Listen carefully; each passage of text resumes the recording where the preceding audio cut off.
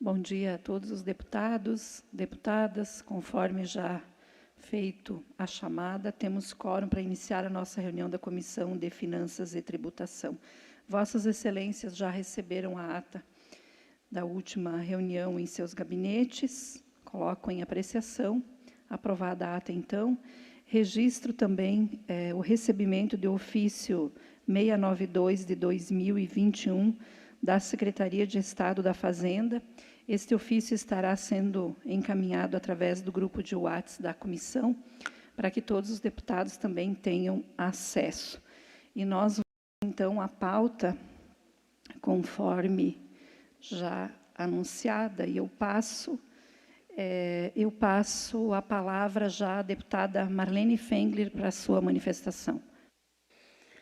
Bom dia, senhora presidente, demais colegas e a todos que nos acompanham. Eu tenho hoje três projetos de lei para relatar. O primeiro deles é o PL 0133.2/2020, de autoria do deputado Milton Obus, que visa alterar essa lei de 1988, aliás, a Lei 7.541, de 88, que dispõe sobre as taxas estaduais e dá outras providências, com o propósito de dispor sobre medidas de postergação e flexibilização do recolhimento de taxas quando da decretação de estado de defesa, de calamidade pública ou outro, de abrangência macro-regional ou estadual, que incorra na necessidade de isolamento social e na consequente suspensão das atividades econômicas. Resumindo aqui a justificativa do autor, abro aspas aqui: a proposição, se aprovada, promoverá a postergação dos prazos de recolhimento das taxas, o seu parcelamento, a flexibilização dos meios de pagamento e até a possibilidade de desconto em caso de pagamento antecipado pelo contribuinte. Medidas semelhantes, segundo ele, já foram adotadas no que tange os impostos pela União, pelo governo estadual, com o intuito de fomentar a atividade econômica e proteger os mais vulneráveis, em especial os autônomos, os pequenos empresários e os agricultores familiares, em razão da pandemia causada pelo novo coronavírus, Covid-19. Na CCJ, a matéria restou inadmitida por unanimidade, e o autor requereu o parecer terminativo da comissão de CCJ que fosse submetida à apreciação do plenário, com fulcro no regimental artigo 145, parágrafo 1º, tendo sido rejeitado na sessão virtual de 1º de dezembro de 2020. Retomada a tramitação processual originalmente determinada pelo primeiro secretário da mesa, a matéria aportou nessa Comissão de Finanças e Tributação, na qual foi aprovado o pedido de diligência à Casa Civil, a fim de colher a manifestação da Secretaria de Estado da Fazenda.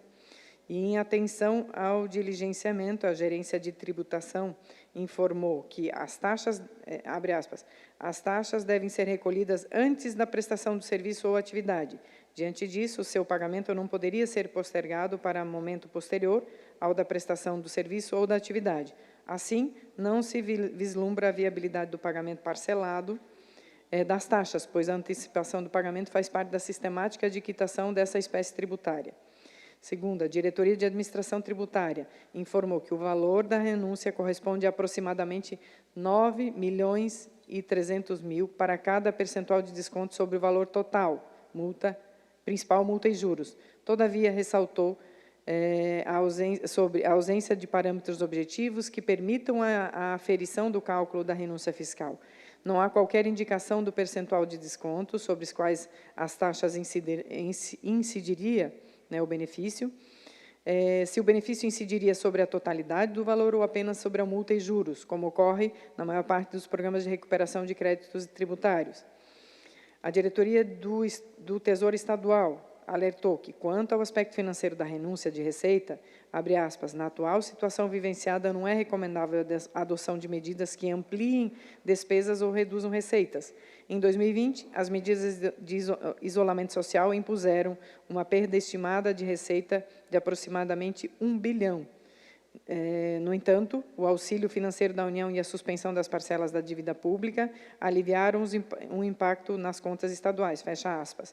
E, abre aspas novamente, no mais, o governo do Estado não tem deixado de adotar medidas de auxílio ou fomento à economia no contexto da calamidade pública, seja a Covid-19 ou constantes eventos climáticos. Como exemplo, cita-se a ampliação dos programas de concessão de juros subsidiados aos micro e pequenos empreendedores, em operação de crédito, instituição do fundo de aval, postergação e parcelamento de impostos estaduais, entre outras. Já a Diretoria de Planejamento Orçamentário manifestou-se contrária ao projeto de lei em pauta por não vislumbrar que os requisitos orçamentários fundamentais previstos na legislação estarem preenchidos na proposta apresentada nesses autos. Já a consultoria jurídica posicionou-se também contrária à proposição, apontando, primeiro, vício de inconstitucionalidade em razão da obrigatoriedade do Poder Executivo publicar, em até 30 dias da decretação do estado de defesa ou calamidade pública, as medidas de postergação, redução de arrecadação das taxas. Segundo, vício de legalidade, vez que a pretendida renúncia de receita não cumpre as exigências do artigo 14 da Lei de Responsabilidade Fiscal. E terceiro, afronta o interesse público. Na sequência processual, por abdicação do relator indicado, me coube a relatoria da matéria, por redistribuição. O meu voto. A essa Comissão de Finanças incumbe analisar o projeto de lei em pauta conforme preceitua o artigo 144.2, combinado com o artigo 73.2 e 6, ambos do regimento interno, quanto à sua compatibilidade ou adequação às peças orçamentárias, ao aspecto financeiro e orçamentário, bem como pronunciar-se sobre o mérito. Repiso que a proposição em análise almeja acrescentar ao artigo 33C, a Lei nº 7.541, de 88, com vistas a estabelecer que o Poder Executivo adotará medidas de postergação e flexibilização do recolhimento de taxas, quando da decretação de estado de defesa de calamidade pública ou outro, de abrangência macro-regional ou estadual, que incorra na necessidade de isolamento social e na consequente suspensão das atividades econômicas, no prazo de 30 dias, a partir da decretação de estado de defesa ou de calamidade pública, conforme as disposições que especifica, acrescentando por meio do artigo 1º do projeto de lei em tela. Pois bem, no que concerne ao impacto financeiro orçamentário da proposição, eu verifico que, de acordo com as manifestações dos órgãos técnicos, a almejada renúncia de receita corresponde a aproximadamente 9 milhões para cada percentual de desconto sobre o valor, principal, multa e juros. Nesse sentido, cumpre observar o disposto no artigo 14 da Lei de Responsabilidade Fiscal, o qual exige estimativa de impacto orçamentário e financeiro no exercício em que deve iniciar sua vigência e nos dois seguintes: medidas de compensação por meio do aumento de receita, provenientes da elevação de alíquotas, ampliação da base de cálculo, majoração ou criação do tributo ou contribuição. No mesmo viés, tem-se o comando delineado no artigo 103 do ato das disposições constitucionais transitórias da Constituição Federal, acrescido por emenda constitucional 95 de 2016, assim transcrito: a proposição legislativa que crie ou altere despesa obrigatória ou renúncia de receita deverá ser acompanhada da estimativa do seu impacto financeiro e orçamentário. Segundo a recente decisão do Supremo, no julgamento da ação direta de constitucionalidade número 6.074, em 21 de dezembro de 2020, a emenda constitucional 95 de 2016 disciplinou, no âmbito constitucional, a obrigatoriedade de que qualquer proposta legislativa tendente a criar ou alterar despesa obrigatória ou renúncia de receita seja acompanhada da estimativa de impacto orçamentário e financeiro, conferindo, portanto, status constitucional à exigência, de modo a possibilitar, inclusive, o controle concentrado de constitucionalidade do ato normativo que não observe os seus ditames. Ante as demonstradas implicações financeiras e inadequação orçamentária da proposta legislativa, eu voto com fundamento nos regimentais artigos 73, 2 e 6, 144, 2, 145, caput, no parte final, pela inadmissibilidade do prosseguimento da tramitação processual do projeto de lei 0133.2, 2020. Esse é o meu voto, senhora presidente. Deputada Marlene, PL 133.2, 2020, de autoria do deputado Milton Obos, conforme parecer já mencionado, parecer final pela inadmissibilidade do prosseguimento da tramitação processual. Coloco em discussão, não havendo quem queira discutir, em deliberação, quem concorda com o parecer da deputada Marlene, relatora, permaneça como está, quem discorda se manifeste. Aprovado o parecer.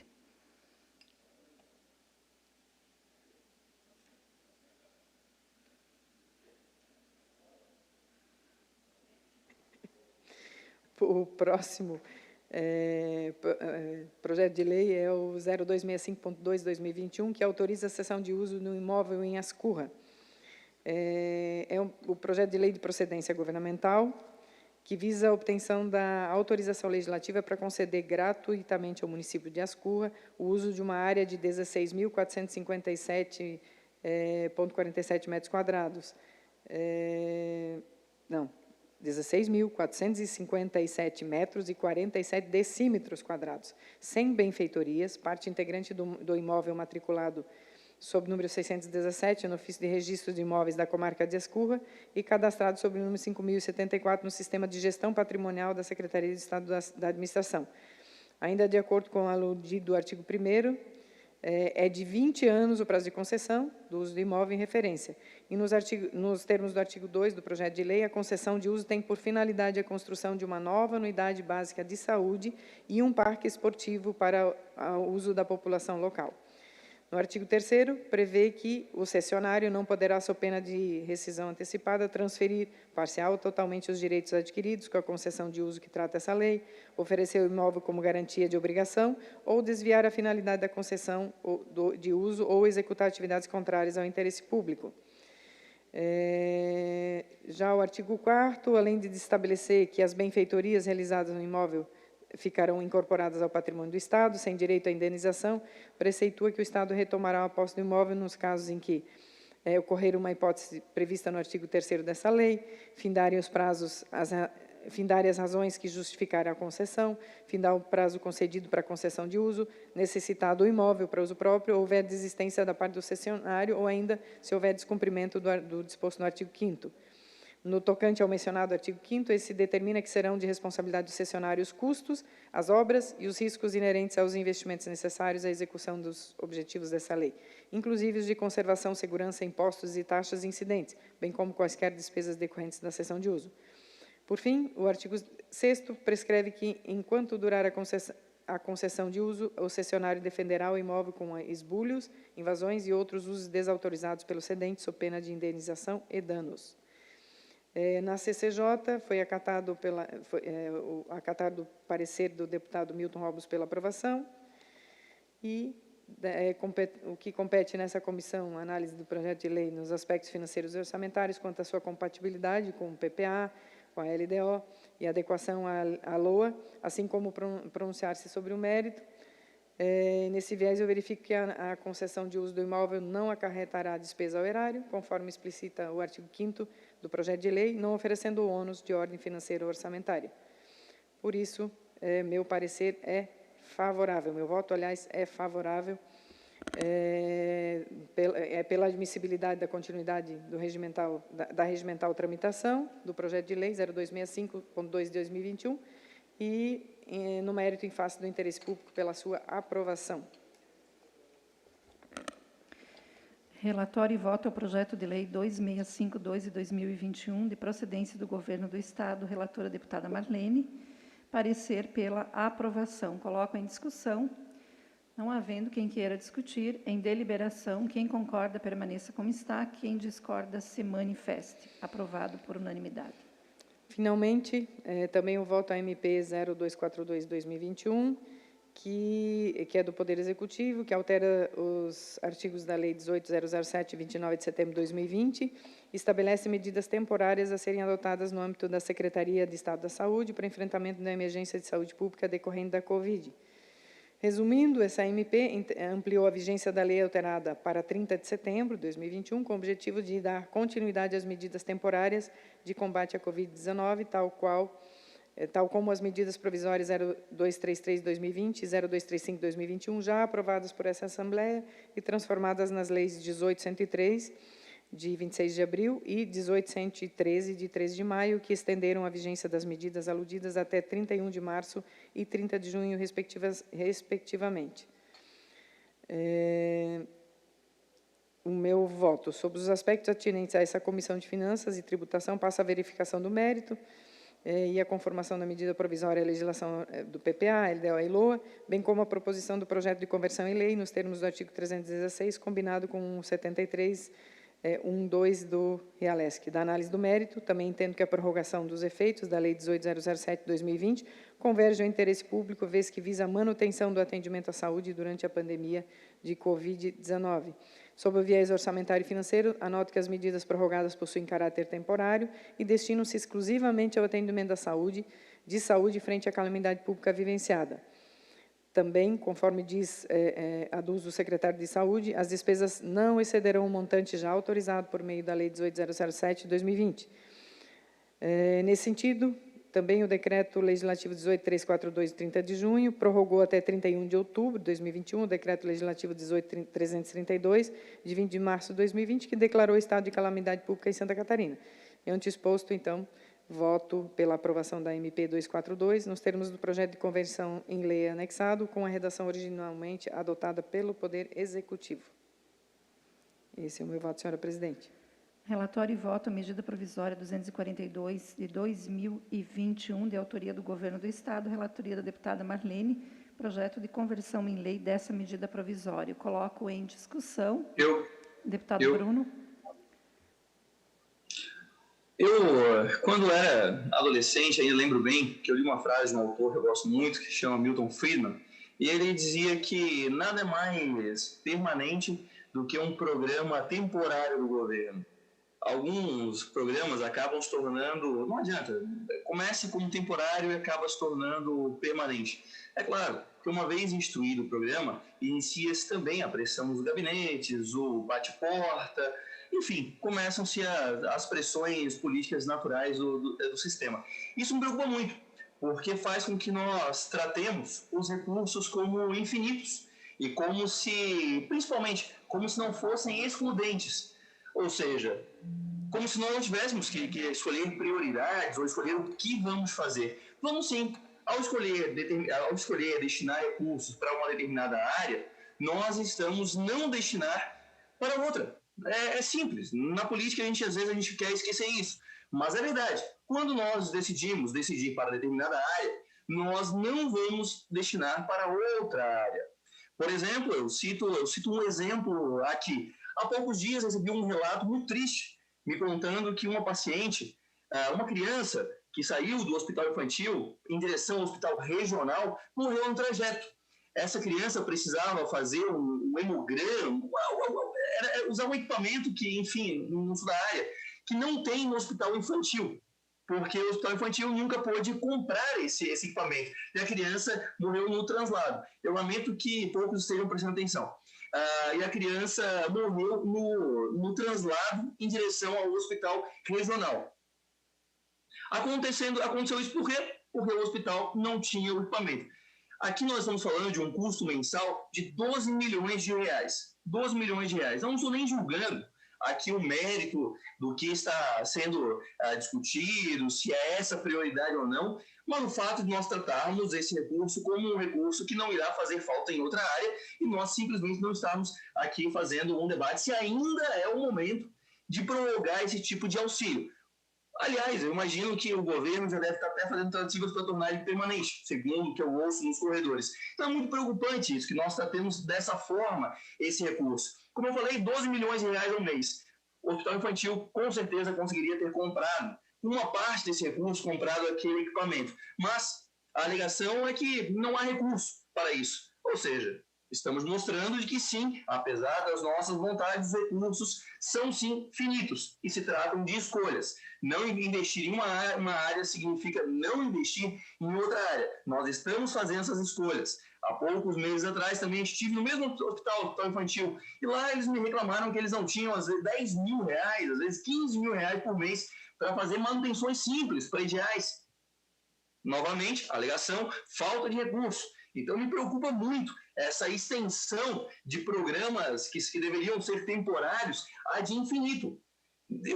Ainda mais que a alegação do governo aqui é o agravamento, e está no projeto isso, é o agravamento da crise. Está no meio do projeto, está no bojo do projeto isso, o agravamento da crise. Como assim o agravamento da crise? Essa justificativa, para mim, é furada. Podem ter outros motivos, mas não o agravamento da crise. Não é o que mostram os dados do próprio governo. Então, por isso, eu vou deixar aqui o meu voto contrário em protesto. Nós não podemos tratar programas permanentes como se eles fossem programas para sempre, eternos, e nós precisamos sim fazer um debate sobre prioridades e escolhas.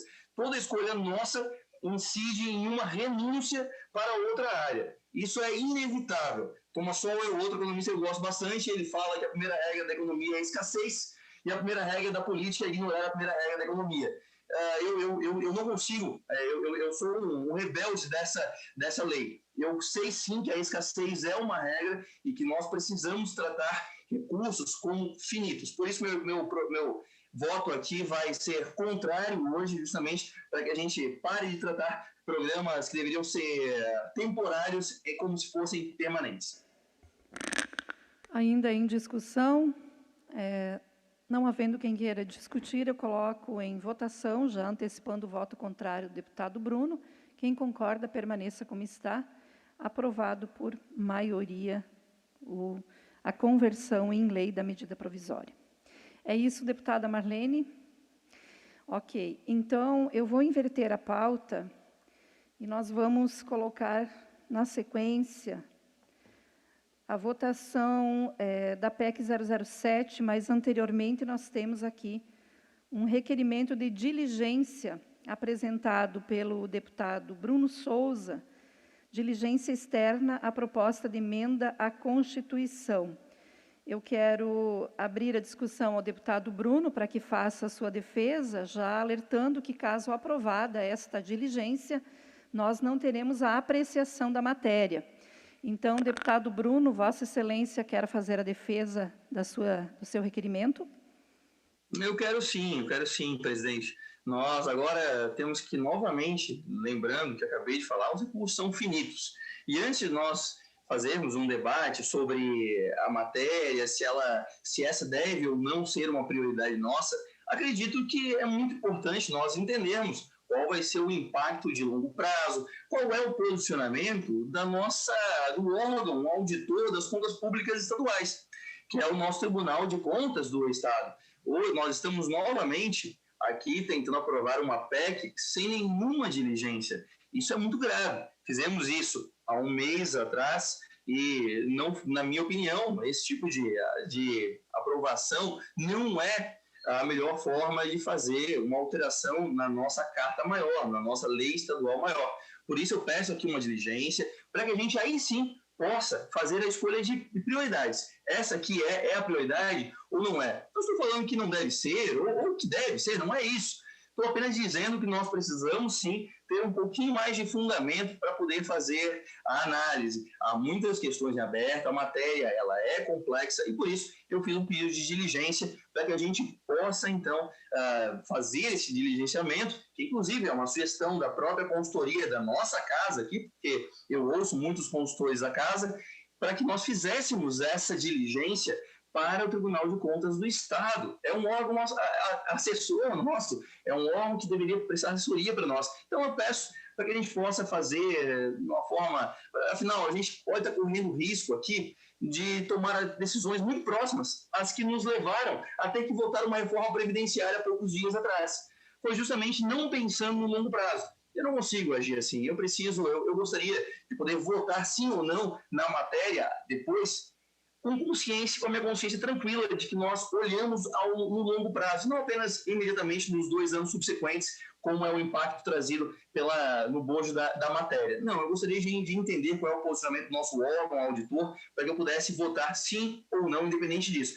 Caso a diligência não seja aprovada, eu serei obrigado a votar negativamente, justamente por conta da minha incerteza em relação aos desdobramentos disso ao longo do tempo. Então, para que eu possa eventualmente votar positivamente, votar sim, eu preciso de uma diligência, eu preciso da tranquilidade do Tribunal de Contas nos dizendo que não estamos fazendo nada que possa colocar a saúde financeira do nosso Estado em risco no longo prazo.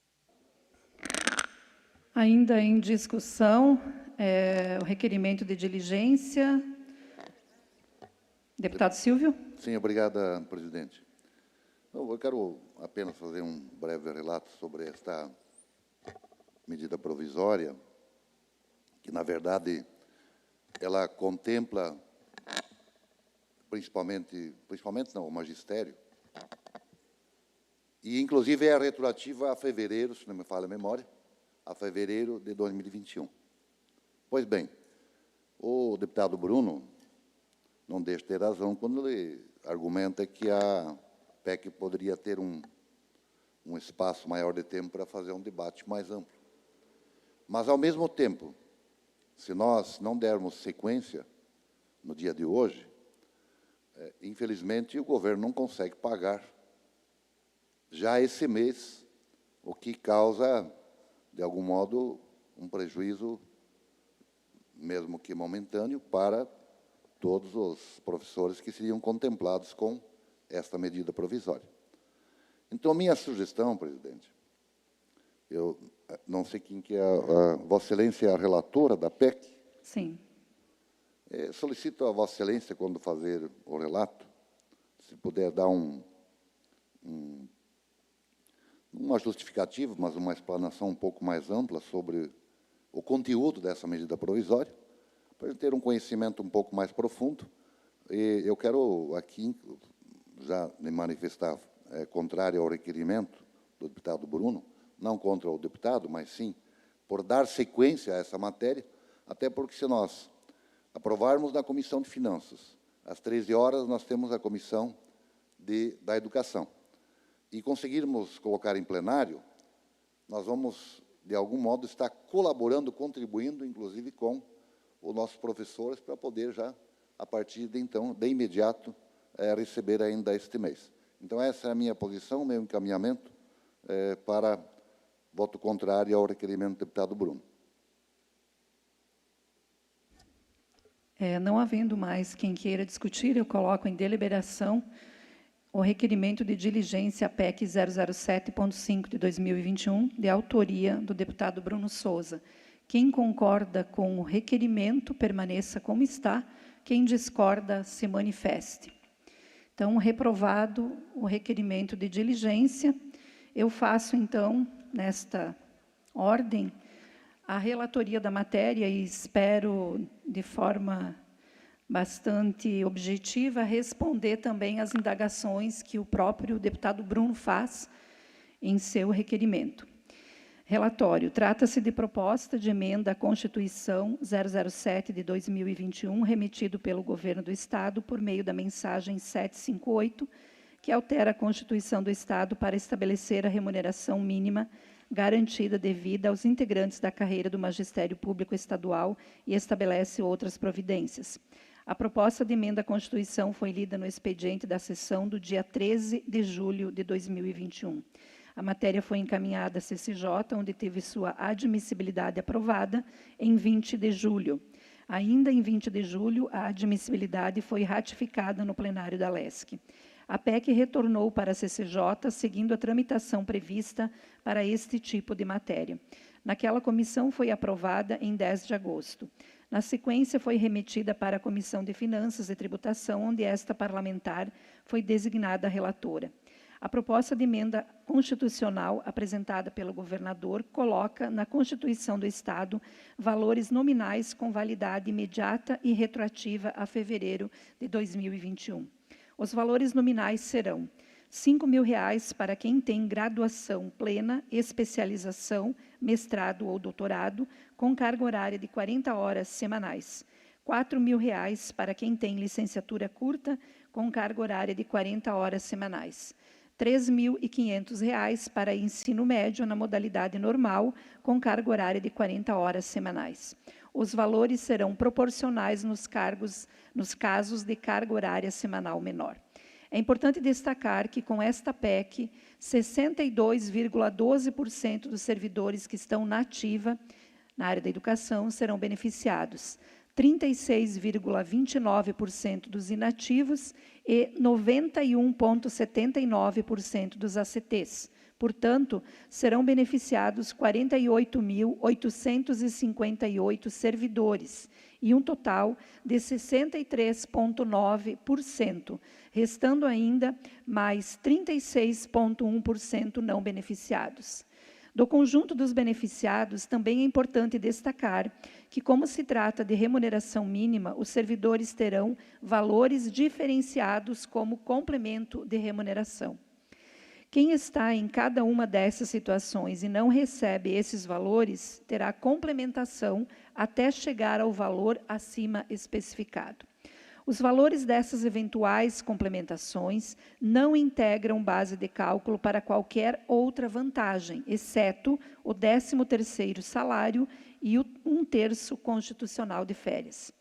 Para se chegar a esses valores acima, serão somados o salário base e tudo que estiver agregado, exceto retribuição financeira transitória, pelo exercício de função de direção, chefia e assessoramento, retribuição financeira transitória pela participação em grupos de trabalho ou estudo, em comissões legais e em órgãos de deliberação coletiva, nos termos do inciso 2º do artigo 85 da Lei 6745 de 85.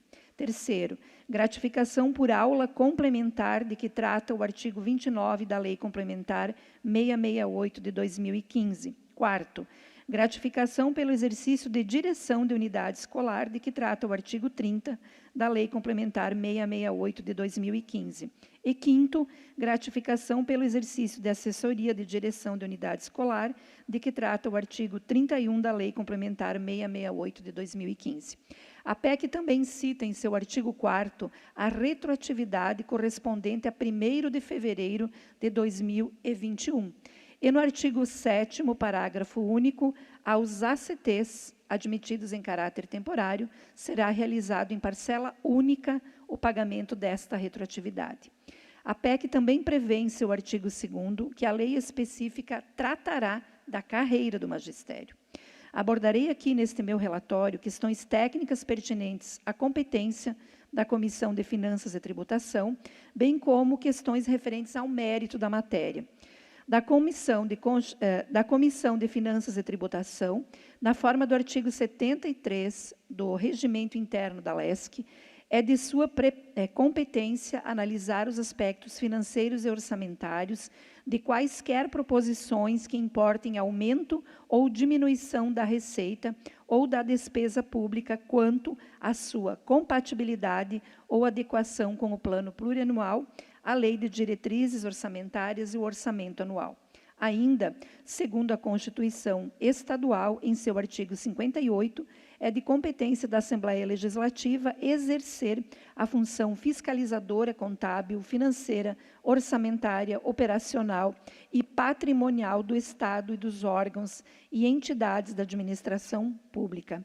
Ainda citando o artigo 16 da Lei Complementar 101 LRF, a criação, expansão ou aperfeiçoamento de ação governamental que acarrete aumento de despesa será acompanhado de estimativa do impacto orçamentário financeiro no exercício em que deva entrar em vigor e nos 2 subsequentes, e a declaração do ordenador da despesa de que o aumento tem adequação orçamentária e financeira com a lei orçamentária anual e compatibilidade com o plano plurianual e com a lei de diretrizes orçamentárias. Ambas as exigências previstas neste artigo 16 da LRF foram cumpridas.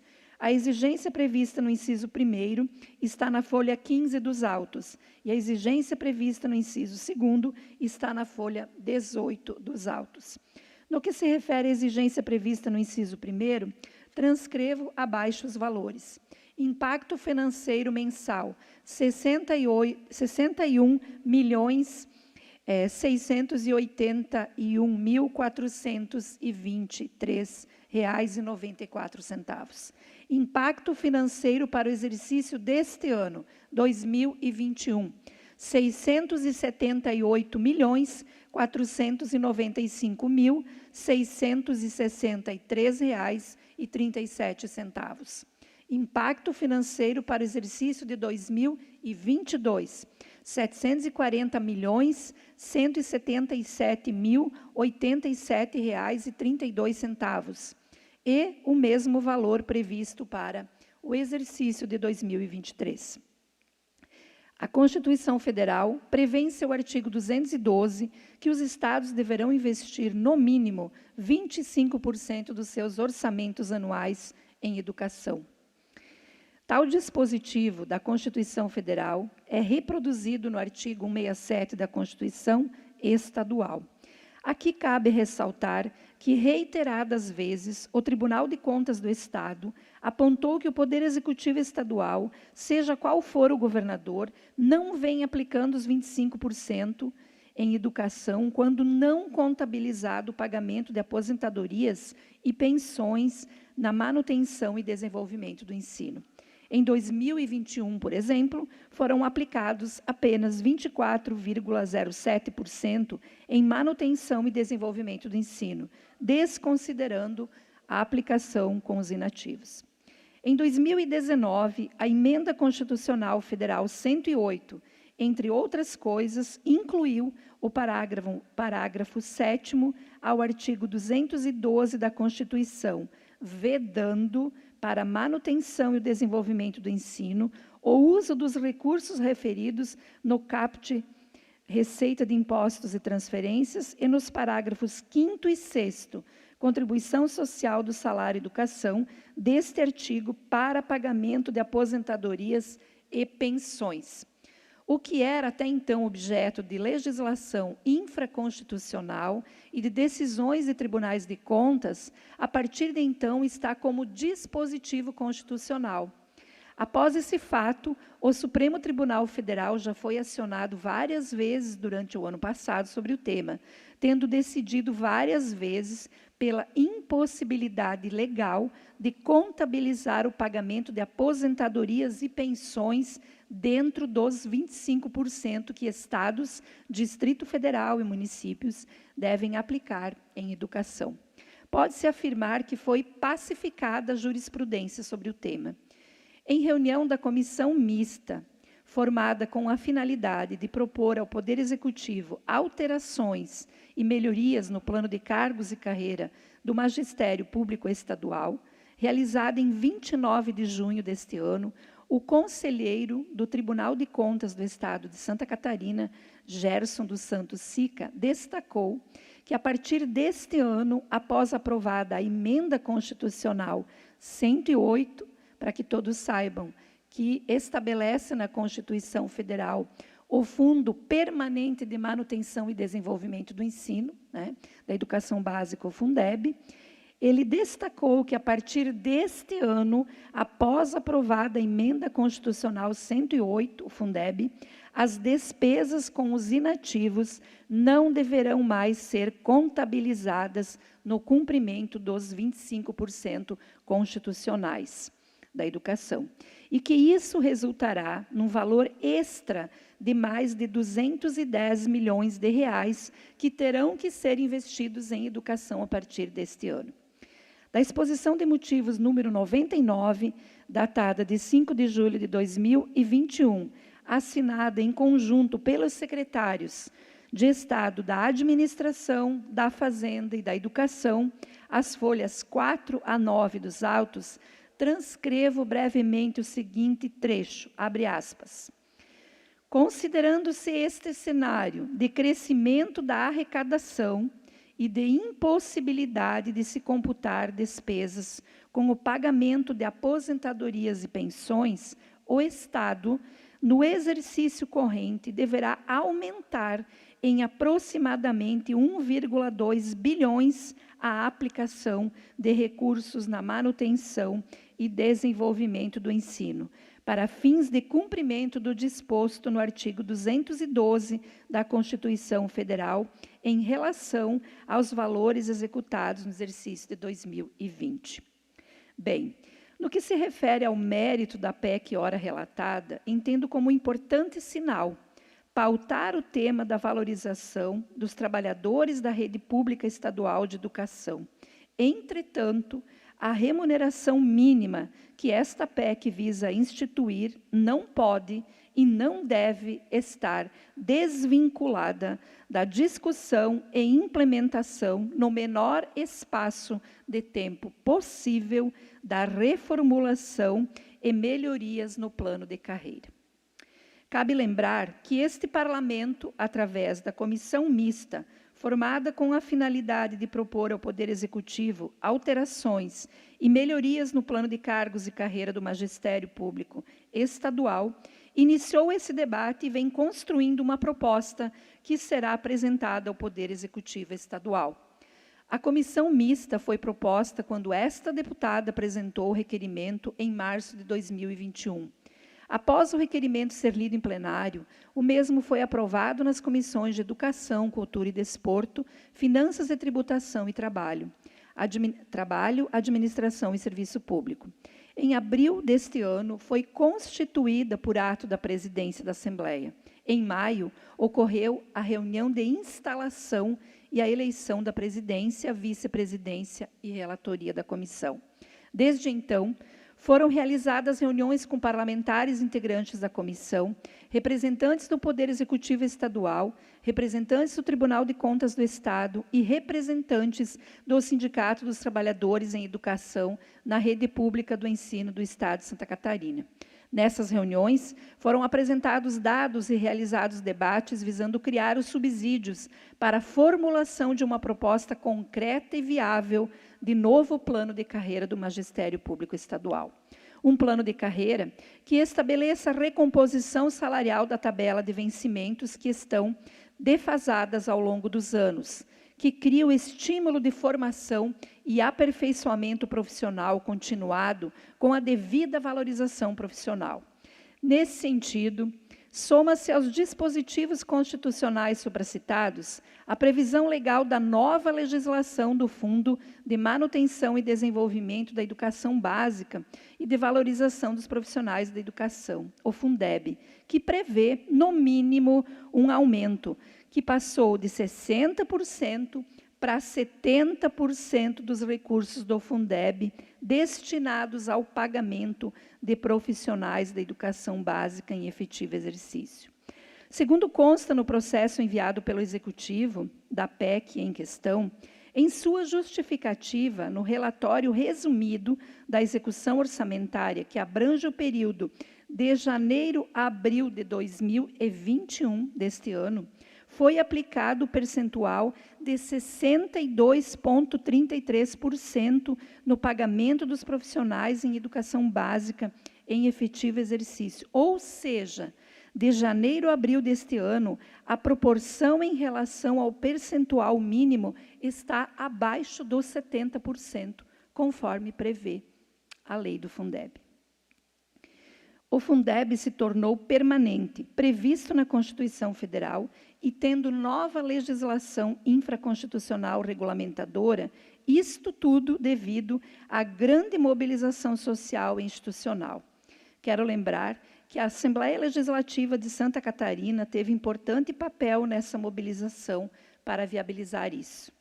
Em junho de 2019, na presidência do nosso deputado Júlio Garcia, e eu, como presidente da Comissão de Educação, recebemos todo o apoio logístico e político desta casa e realizamos o primeiro encontro nacional de presidentes e vice-presidentes de comissões de educação das Assembleias Legislativas.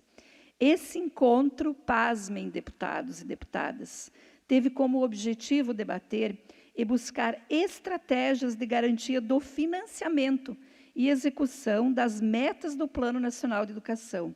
Ao final do encontro, foi redigido e publicado um documento intitulado Carta de Florianópolis.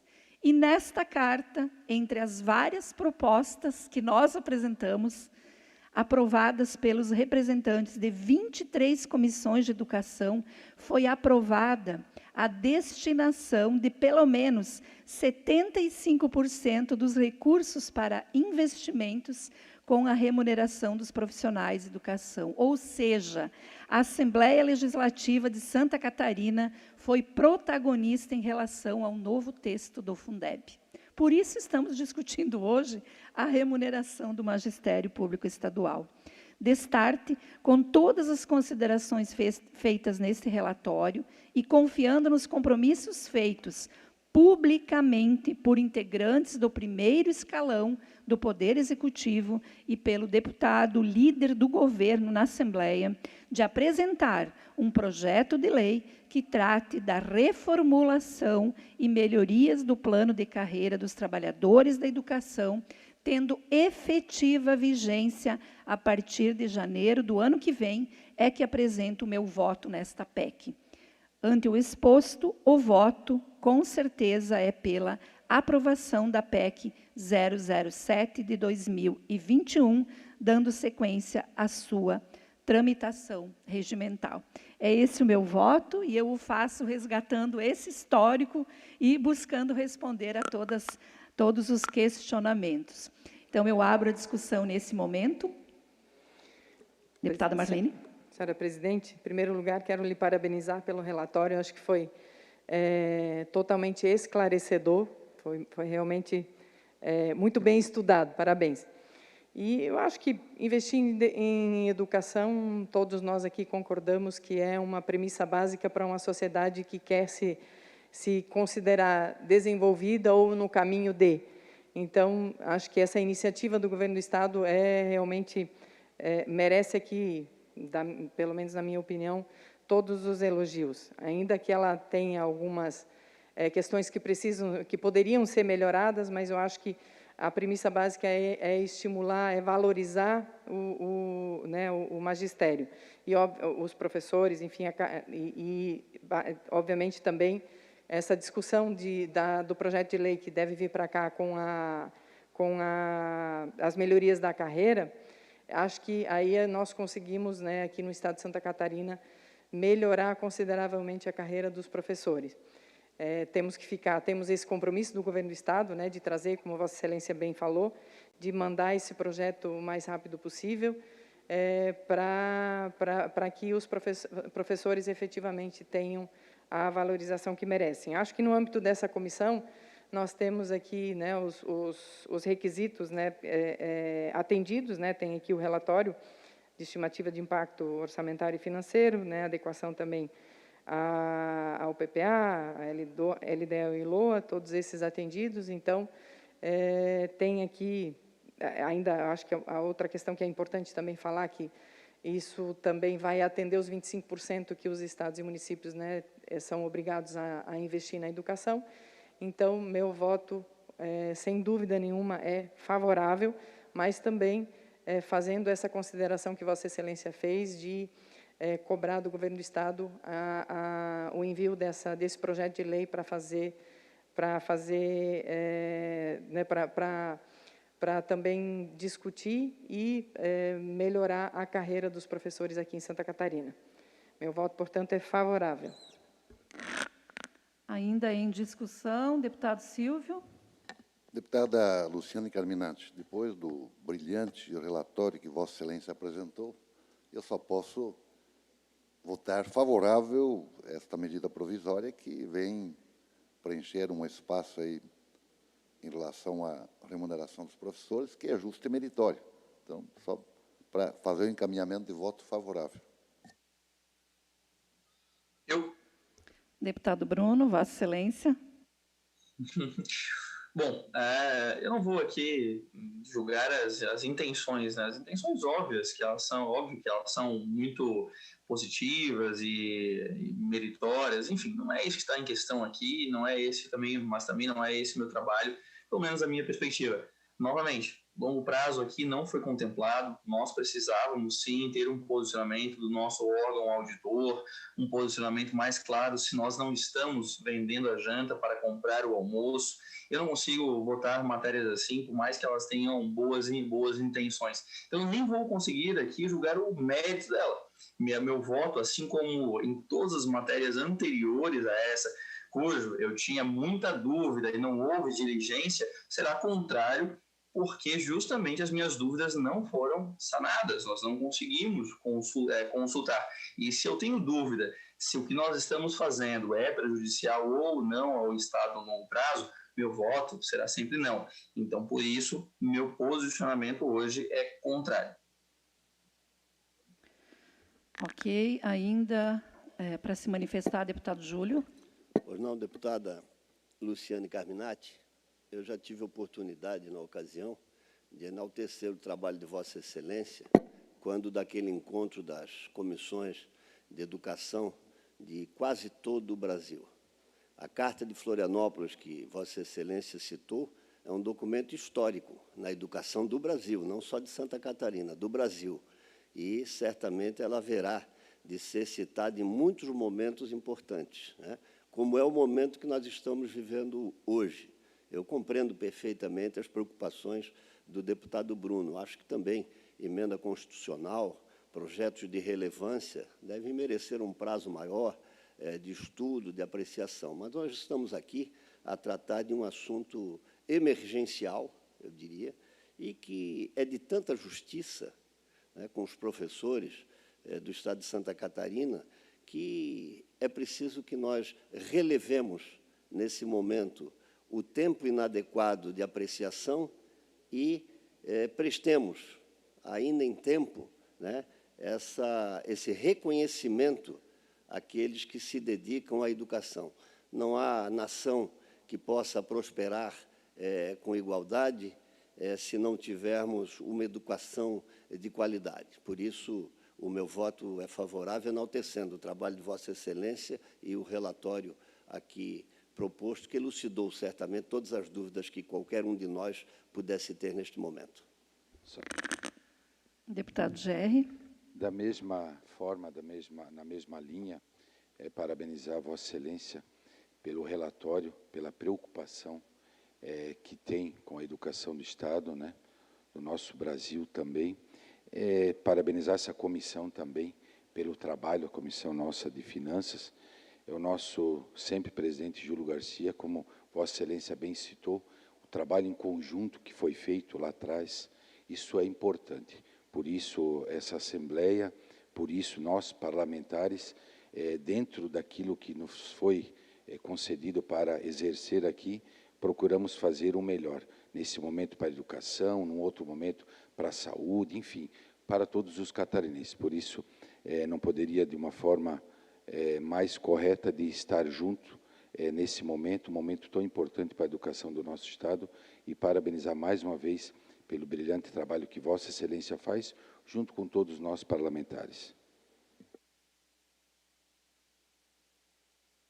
Eu quero, em primeiro lugar, agradecer a manifestação dos nobres colegas deputados e deputada.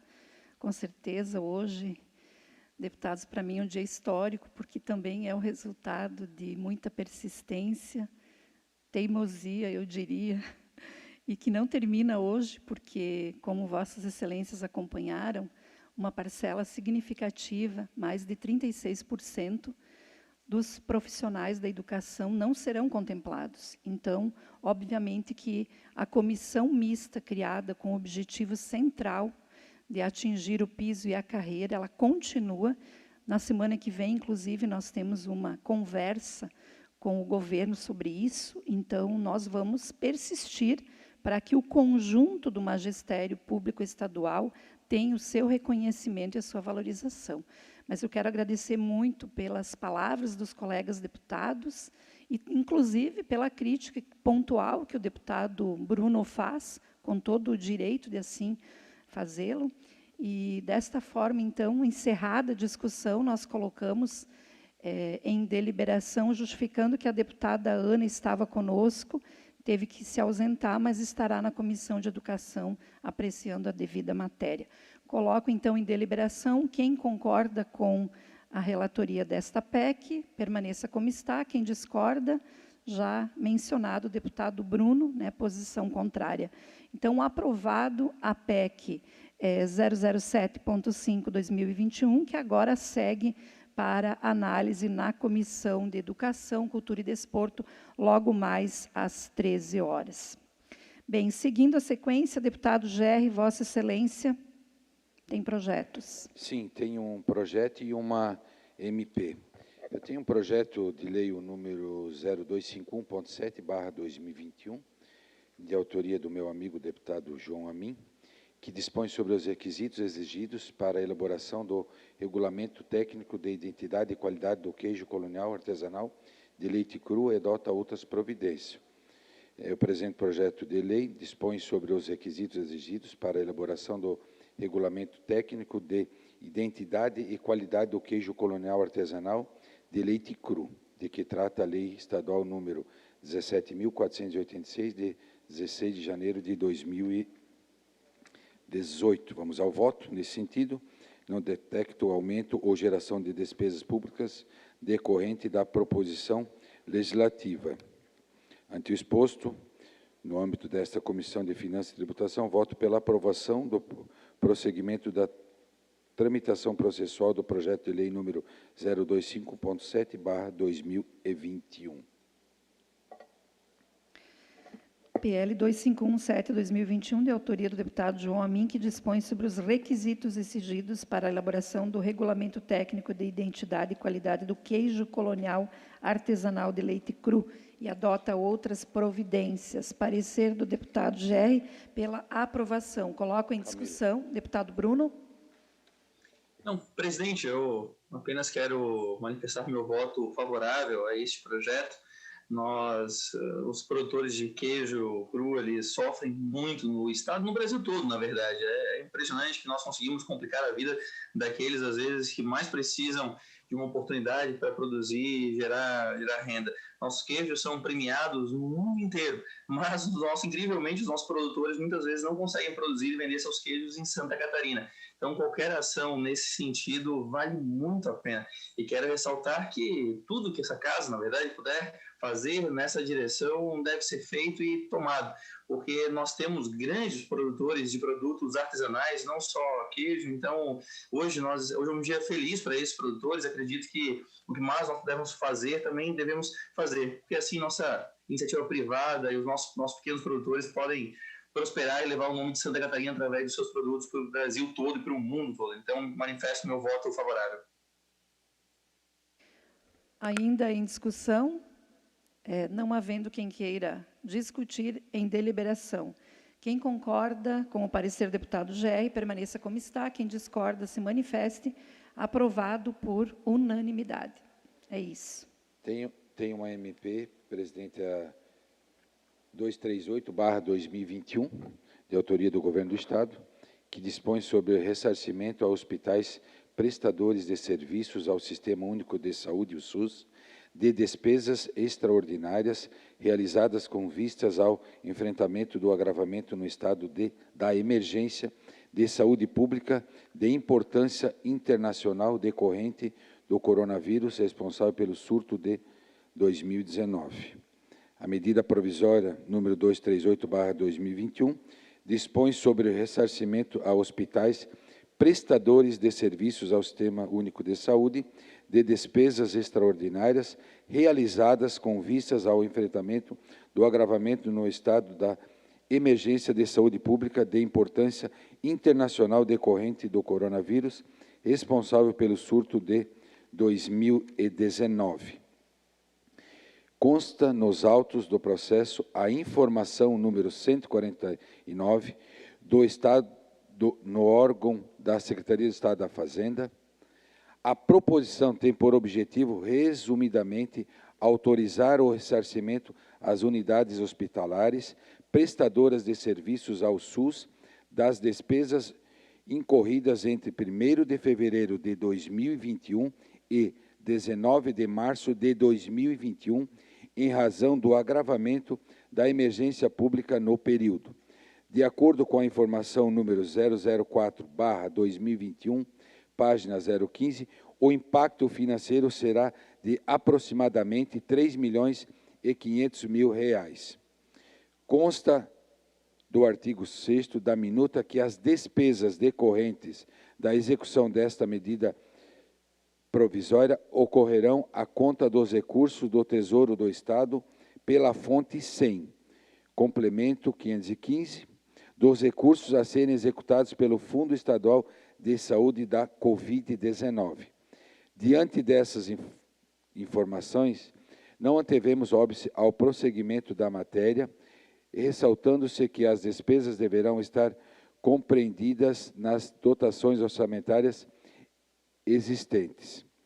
Vamos ao voto. Nesse contexto orçamentário financeiro, observa que a matéria vem instruída adequadamente com os documentos indispensáveis. Considero que as medidas governamentais com vistas ao enfrentamento da emergência de saúde pública decorrente do surto de Covid-19, julgo que a matéria é oportuna e conveniente ao interesse público. Ante o exposto no âmbito dessa Comissão de Finanças e Tributação, voto pela aprovação da medida provisória número 0238/2021, nos termos do projeto de conversão em lei que segue anexado. Medida provisória 238 de 2021, de autoria do Governo do Estado, que dispõe sobre o ressarcimento a hospitais, prestadores de serviços ao Sistema Único de Saúde, de despesas extraordinárias realizadas com vistas ao enfrentamento do agravamento no estado de emergência de saúde pública de importância internacional decorrente do coronavírus. Essa medida provisória tem parecer, então, pela aprovação e conversão em lei. Eu coloco em discussão.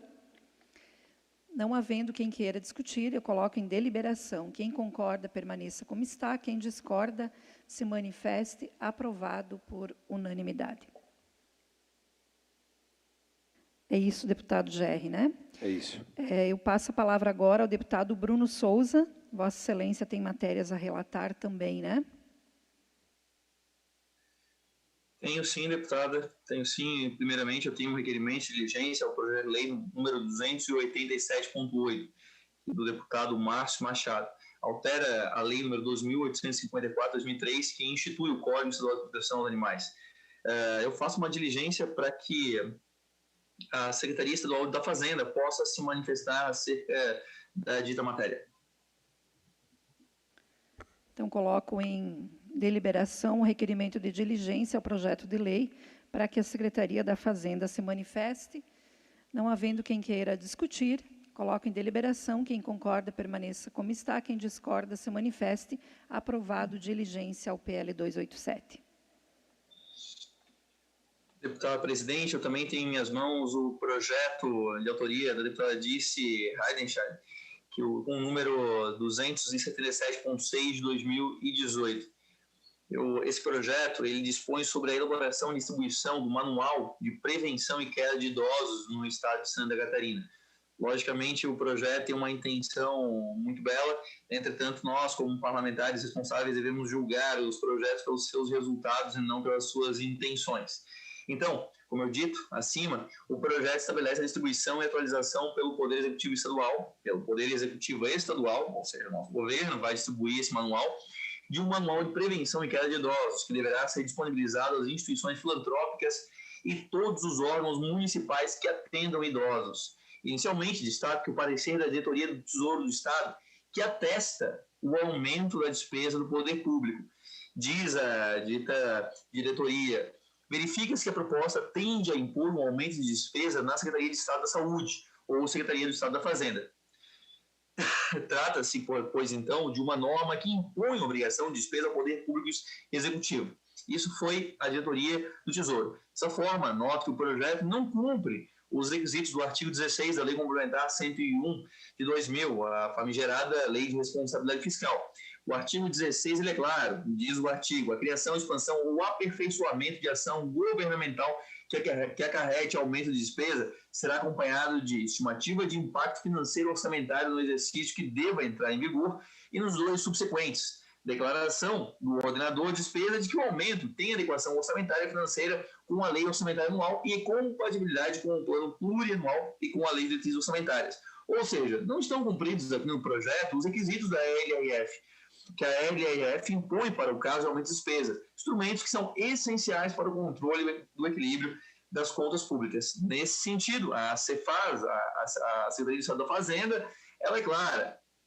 E, por fim, a Secretaria do Tesouro Nacional vem acompanhando o indicador de capacidade de pagamento dos entes subnacionais, denominado CAPAG. Na última verificação, realizada em junho de 2021, esse indicador para Santa Catarina foi de 88,74, o que denota a necessidade de cautela na assunção de novas despesas recorrentes, especialmente aquelas de caráter continuado. Quanto ao mérito, a Secretaria do Estado da Saúde, emitindo parecer contrário, pontuou quanto à desnecessidade de tal ação. Haja visto a existência de caderneta de saúde da pessoa idosa no Ministério da Saúde, que já está disponível à população informando sobre os cuidados a serem tomados para evitar quedas. No mesmo sentido, a Secretaria também enfatizou que a diretoria de atenção primária em saúde, a Secretaria do Estado da Fazenda, da Secretaria do Estado de Saúde, a Secretaria tem apoiado o município levando informações sobre cuidados à saúde da pessoa idosa, que inclui questões relativas à prevenção de quedas. Logo, a medida não deve prosperar, resumidamente por 2 motivos: o aumento da despesa sem o devido cumprimento dos requisitos legais E 2, a evidente desnecessidade, como apontou a própria Secretaria do Estado da Saúde, tendo em vista as ações da Secretaria do Estado da Saúde quanto devido à orientação aos profissionais da área sobre a prevenção de queda de idosos, bem como a existência de caderneta de saúde da pessoa idosa do Ministério da Saúde, que está à disposição de todos os municípios. Portanto, meu voto aqui é pela rejeição da matéria, por esses 2 motivos. Primeiro, não cumpre os requisitos da LRF, e depois a desnecessidade, sendo que se prosperar a matéria, ela será redundante. O Ministério da Saúde já faz isso, e a Secretaria de Estado da Saúde também já faz a orientação adequada, tanto que se posicionou contrária à própria caderneta. Por isso, meu parecer, como dito, é contrário. Parecer ao projeto de lei 277.6/2018, eu coloco em discussão parecer contrário do deputado Bruno Souza. Não havendo mais quem queira discutir, coloco em deliberação. Quem concorda com o parecer contrário, permaneça como está. Quem discorda, se manifeste. Aprovado o parecer do deputado Bruno Souza. Continuando. Fico muito feliz de ter aprovado um parecer, presidente, mas era meritório. Presidente, eu tenho também em minhas mãos um voto de vistas. Na verdade, é um requerimento de diligência, me perdoe. A proposta, a PEC, de autoria do deputado Coronel Mocelin e outros, que o relator se encontra nessa comissão. Eu peço aqui para que nós possamos ter um posicionamento mais adequado. Novamente, é uma PEC, é uma matéria que precisa ser discutida com a segurança necessária. Nós estamos mudando a nossa carta maior, nós precisamos respeitar esse documento, fazer com que as mudanças sejam mudanças com muita certeza e propriedade. Sendo assim, eu faço um requerimento de diligência à Secretaria Estadual da Fazenda, à Procuradoria-Geral do Estado de Santa Catarina e ao IPREV, já que a matéria afeta aquele instituto. Peço que os deputados me acompanhem nesse pedido para que a gente possa deliberar com mais certeza esse tipo de proposição daqui para frente.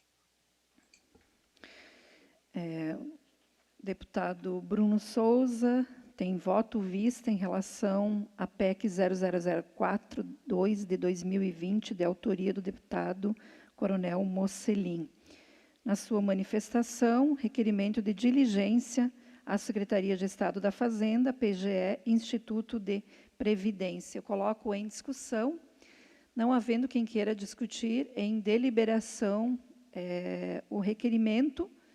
Quem concorda, permaneça como está. E quem discorda, se manifeste. Aprovado também. Olha, o senhor está tendo êxito hoje. Está sendo um dia típico, presidente. Terminou, né, deputado Bruno? Okay. Terminei, porque eu já não vou testar mais a minha sorte aqui. Bom ficar por aí. Vamos lá, então. Deputado Silvio Drevik. Sim, senhora presidente, tenho o primeiro projeto de autoria do Governo do Estado, que autoriza a cessão de uso de imóvel no município de Bom Retiro.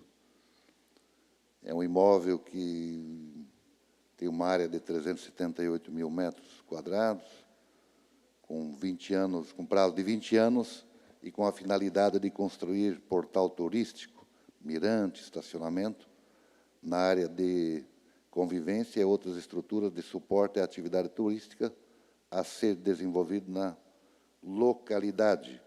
E o meu voto, senhora presidente, é pela aprovação da matéria. PL 2663, de 2021, autoria do Governo do Estado e relatoria do deputado Silvio Dreve, parecer pela aprovação. Coloco em discussão, não havendo quem queira discutir, em deliberação. Quem concorda, permaneça como está. Quem discorda, se manifeste. Aprovado por unanimidade. Também tenho, senhora presidente, o projeto de lei complementar, número 1.8/2021, que institui a região metropolitana de Joinville, de autoria da eminente deputada Paulinha, e o relator foi o deputado Coronel Mocelin, e houve uma emenda substitutiva global por parte da própria autora, deputada Paulinha. Nesta comissão, eu devo reafirmar mais uma vez a minha coerência que eu venho atuando com relação ao mérito, no quesito despesa financeira, orçamentária, pelo projeto que foi constituído, não há nenhum óbice. No entanto, eu quero fazer algumas considerações. Primeiro que nós aqui já debatemos, aprovamos vários projetos criando regiões metropolitanas em Santa Catarina. E teve um período, deputado Gério, e o deputado Júlio é testemunha disso, que a nossa Santa Catarina toda era região metropolitana. Obviamente que isso acabou esbarrando na própria lei federal, que tem seus critérios, que estabelece conurbação, número de habitantes, número de, ou melhor, serviços que possam ser conjugados entre municípios, enfim, uma série de critérios. Depois veio as secretarias regionais, as regiões metropolitanas foram extintas, depois voltou-se a criar a região metropolitana da Grande Florianópolis, que, diga-se passagem, contempla todos os critérios, mas, na verdade, nunca houve uma evolução da própria região metropolitana da Grande Florianópolis. E quero crer que a de Joinville, no meu modo de entender, também é uma região que contempla uma região metropolitana. Até porque tem várias políticas públicas do próprio governo federal que colaboram com regiões metropolitanas e tendo, assim, vários benefícios que podem ser utilizados, uma vez que elas preencham os requisitos técnicos das regiões metropolitanas. No entanto, a região metropolitana de Joinville iniciou-se com a adesão dos municípios conurbados e limítrofes, e houve também, nessa emenda da deputada Paulinha, a expansão para todo o Planalto Norte catarinense. Como eu disse, eu não vou adentrar aqui ao mérito, porque essa comissão não está aqui para, ou pelo menos eu não vou fazer esse voto,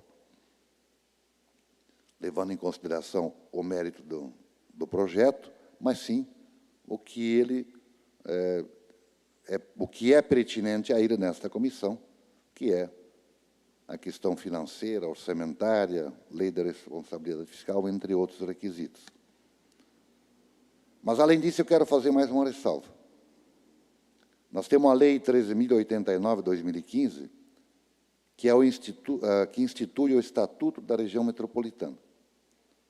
E, pela minha observação, no artigo 3º, parágrafo 2º, e também no artigo 5º, não foi contemplado esses dois artigos e o parágrafo 2º, que é a realização de audiência pública. Por que eu estou dizendo isso?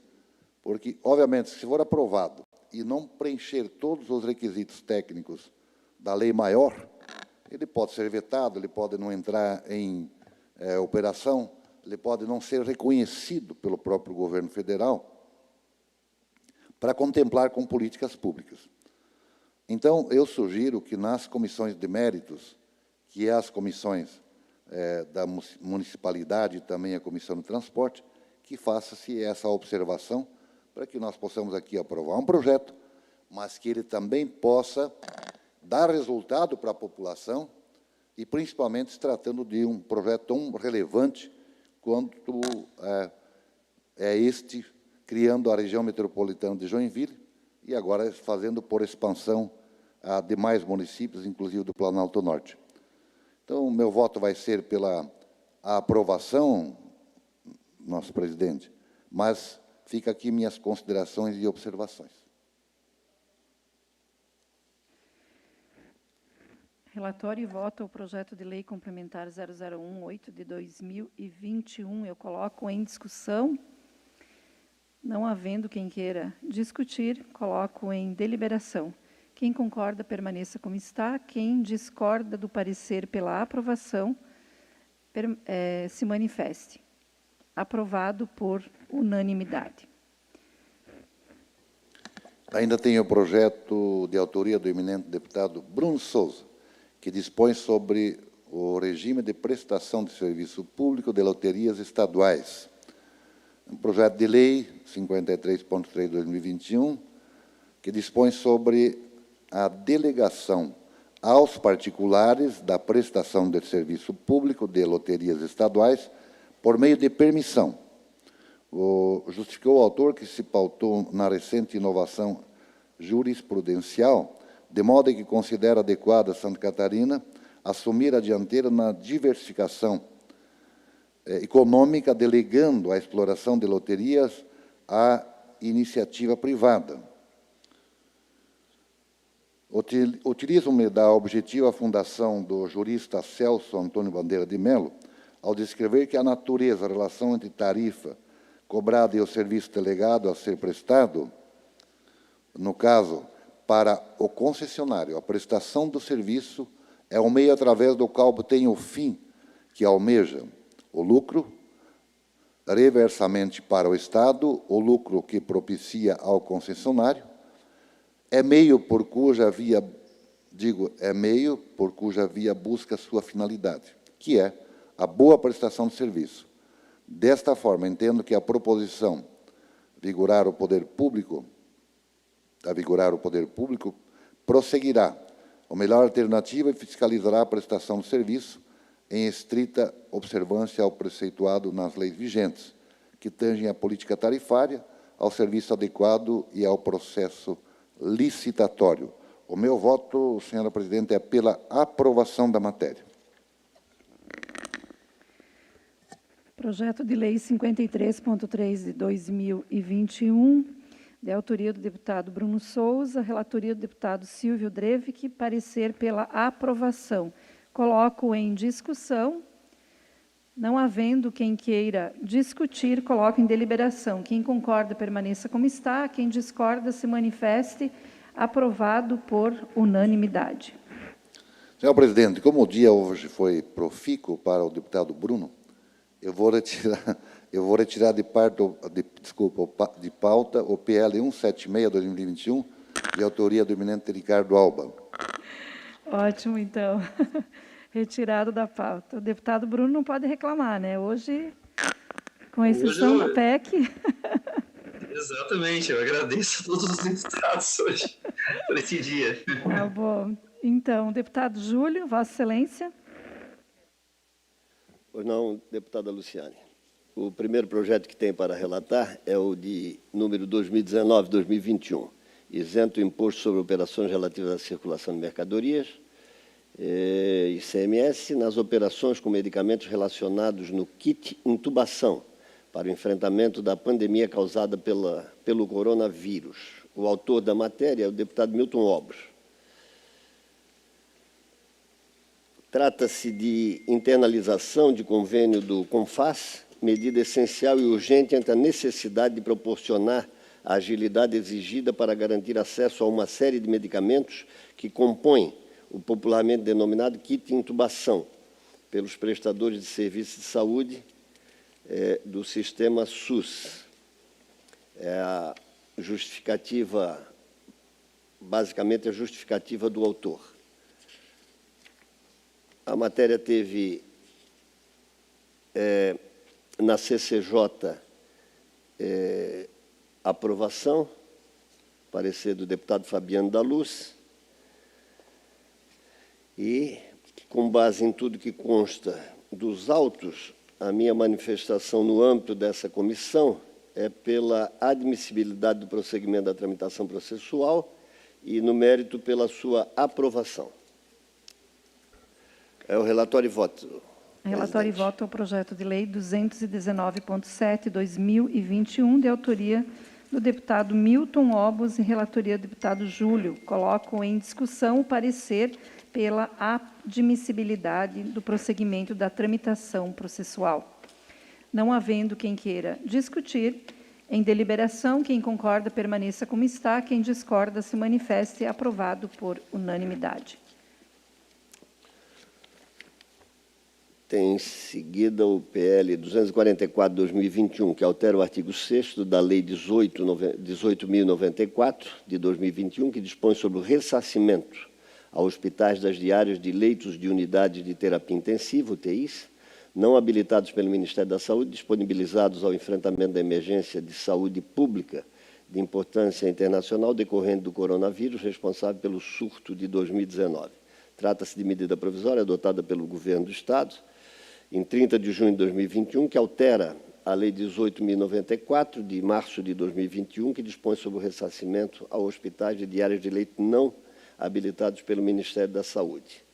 A matéria é facilmente defensável, posto que visa também ressarcir os hospitais nesse momento de pandemia que nós vivemos, e, quanto ao mérito, considero que, diante da premência das medidas governamentais com vistas ao enfrentamento da emergência de saúde pública decorrente da Covid-19, a matéria é oportuna, conveniente ao interesse público, sendo, portanto, meritória. Diante disso e de tudo que consta dos autos, me manifesto pela aprovação da medida provisória 244/2021, nos termos do projeto de conversão de lei que está anexado, com a redação originalmente adotada pelo Poder Executivo.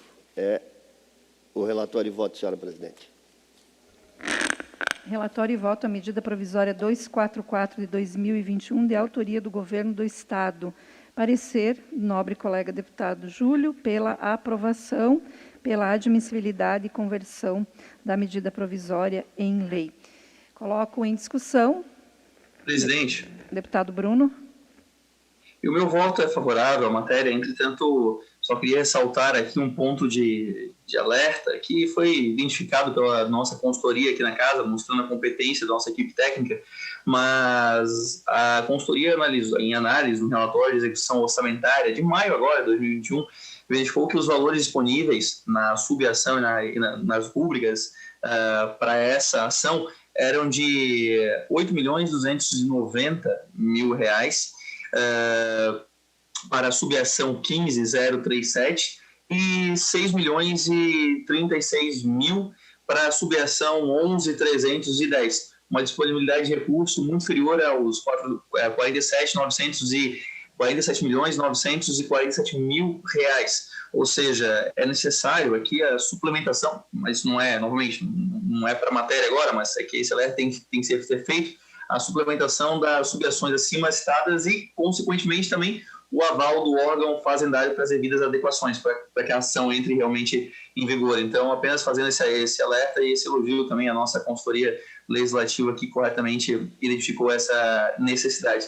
E, presidente, eu só peço que, antes de encerrar a sessão... Assiste razão ao deputado Bruno, só para concluir em relação à matéria, assiste razão ao deputado Bruno. O governo certamente não vai fazer pagamento se não tiver a devida cobertura orçamentária e certamente fará as adequações, conforme bem ressaltado pelo deputado Bruno. E, presidente, eu só faço um pedido para que, antes de encerrar a sessão, eu tinha uma questão de ordem a fazer. Sim. Coloco, então, em apreciação essa matéria, não havendo mais quem queira discutir, em deliberação, quem concorda com o parecer pela admissibilidade da medida provisória, permaneça como está, quem discorda se manifeste. Aprovado por unanimidade. Questão de ordem levantada pelo deputado Bruno. Presidente, nós precisamos fazer algo em relação a... Uma pena que o deputado Marcos Vieira não esteja aqui hoje, mas, enfim, nós podemos depois manifestar essa questão de ordem a ele também, mas nós precisamos fazer algo em relação à nossa pauta da Comissão de Finanças. Ontem nós recebemos às 15 horas uma pauta muito extensa. À meia-noite 51, eu e minha equipe, nós paramos de fazer a análise das matérias. E, claro que isso não é algo que, enfim, nós fizemos da forma mais rápida para poder atender a todas as matérias. Seria muito interessante se nós conseguíssemos ter talvez um pouco mais de tempo, ou então nós pudéssemos dividir um pouco mais as matérias entre as comissões, porque é humanamente impossível fazer uma análise adequada de todas as matérias com profundidade, com esse tempo pouco que nós temos. Então, eu realmente peço a compreensão de todos os membros da comissão para que a gente possa, juntos, nós podemos decidir isso. É muito difícil fazer uma análise completa dessa forma, presidente. Feito o registro, me comprometo em levar essa sugestão e essa reivindicação ao presidente da Comissão de Finanças e Tributação. Acho que é bem pertinente a sua preocupação. Bem, desta forma, nada mais havendo a tratar, eu encerro a presente reunião da Comissão de Finanças e Tributação e agradeço a presença de todos os deputados e deputadas e toda a equipe aqui que nos auxiliou. Muito obrigada.